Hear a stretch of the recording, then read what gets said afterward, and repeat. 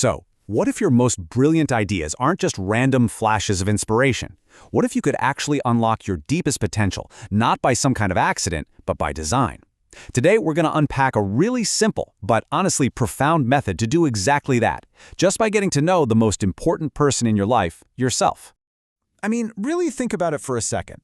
That amazing, game-changing idea you had last week. Where did it really come from? Were you in the shower? Out for a walk? So often, our best thoughts feel totally random, right? Like we're just trying to catch lightning in a bottle. And that's the problem. If it's random, we can't do it again on purpose. But here's the big question. What if it isn't random at all? And this is the core issue for so many of us. We all have these thoughts that could genuinely change everything, but we just let them slip away. We miss the opportunity because we don't recognize the unique conditions, that specific environment that helped create them in the first place. You know, this lack of understanding, it can lead to a much deeper confusion. It's a feeling I think a lot of us know pretty well.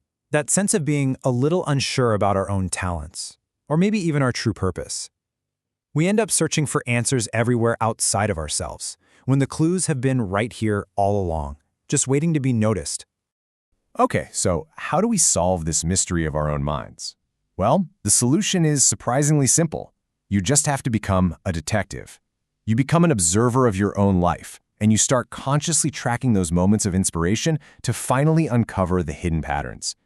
And here's the really practical part. It's not just about capturing the idea itself, it's about capturing the moment.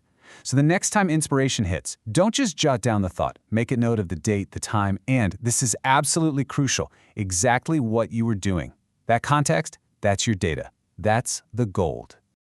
And what's really cool is, once you start collecting this data, you'll start to see patterns emerge.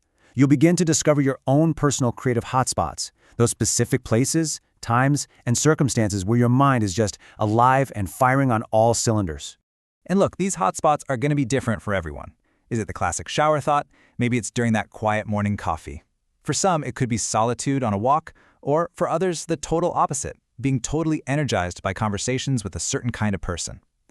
Your job is to figure out what's uniquely yours. But here's where it gets even more interesting. This detective work, it's not just for creativity. You can use the exact same method to find something even more powerful, the conditions where you do your absolute best work. Let's call this your peak zone.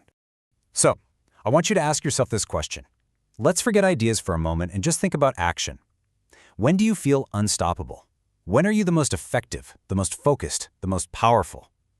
The answer might actually surprise you. Think about these two extremes for a second. Are you at your best when you feel totally safe and secure with all your resources lined up? Or is it the opposite? Do you thrive when your back's against the wall, when you have nothing to lose, and that kind of fearless energy just takes over? And hey, there's even a third possibility. Maybe your peak performance is actually triggered by outside pressure. You know, when a mentor, or maybe even a rival, or a tough deadline pushes you way beyond what you thought you were capable of. Seriously, knowing which of these drives you, it's like a superpower.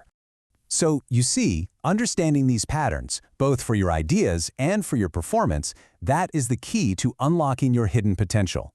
This is where all that detective work really pays off. It's how you go from accidental success to intentional greatness. And here's the crucial point. Once you know the conditions, you can start to recreate them. You can actually architect your days and your decisions to put yourself in your peak zone way more often. You gain this ability to tap into your best self, not by luck, but by choice. I mean, just think about what this really means. When you have this level of self-awareness, you're not waiting around for a boss or a client or anyone else to tell you what your next move should be. You're already ahead of the curve. You understand your own rhythm, and you can act on it before anyone else even sees it coming. And you know, there's this really beautiful side effect to all of this. When you operate from your peak state, that energy, it's contagious. When you're at your best, it actually helps bring others to their best too. Your excellence becomes a source of inspiration for your team, your family, for everyone around you. Okay, so we've covered the problem, the method, and the incredible payoff.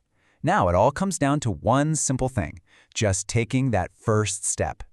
Look, this isn't about some massive, overwhelming life change. It's a simple, direct command to just begin the process of observation, starting today.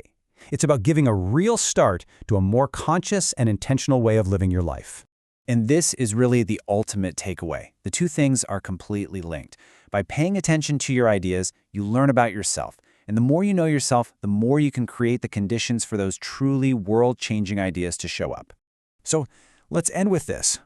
Grab a notebook, open a new note on your phone, whatever works for you. The very next time an idea strikes, just become that detective. Pay attention. Because that simple act of noticing, it could honestly be the beginning of everything. So what will you discover?